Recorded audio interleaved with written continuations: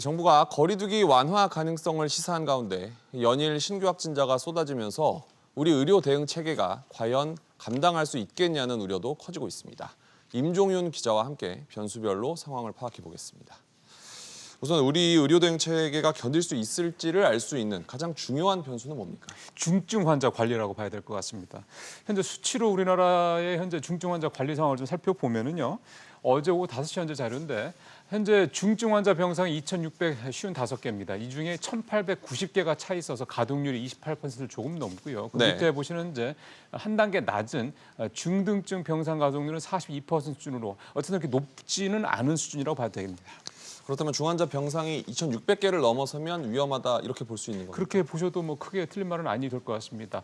정부는 다만 현재 상황에서 위중증 환자 1,500명에서 2,000명 정도가 가능하다. 이게 감당이 가능한 수준이라는 얘기를 하고 있고요. 네. 어제 SBS와 인터뷰를 했던 정재훈 가천대 의대 교수는 2,500명 선을 지켜내느냐가 우리나라 의료체계 붕괴 여부의 가늠자가 될 것이다. 이렇게 입장을 내놓기도 했습니다. 그렇군요. 일단 확진이 되면 일주일간 격리를 해야 되는데 그렇죠.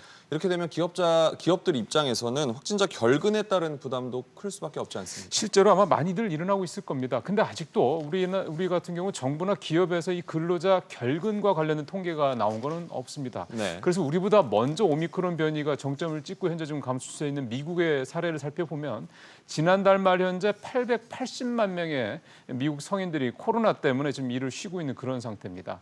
때문에 대규모 결근 사태에 대한 보완책을 아직 정점이 다다르지 않은 우리의 경우 미리 좀 마련한다는 지적이 있습니다. 얘기 들어보시겠습니다. 네.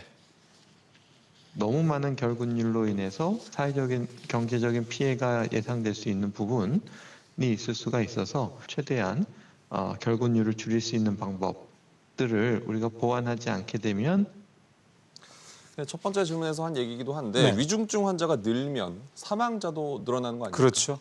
그리고 사실은 이 사망자 관리가 상당히 좀 중요한 부분이긴 한데 우리나라 사망자 추이를 잠깐 표를 하나 보시면서 좀 말씀을 드리면 1월 중반쯤에 74명으로 정점을 찍고 난 다음에 계속 비교적 좀 낮은 상태 유지가 되다가요. 그러니까 어제 기준이죠. 오늘 자정 기준으로 36명까지 지금 내려온 상태이긴 한데 네. 말씀하신 대로 위중증 환자가 이렇게 늘어난다고 하면 사망자 수는 당연히 늘어날 수밖에 없습니다.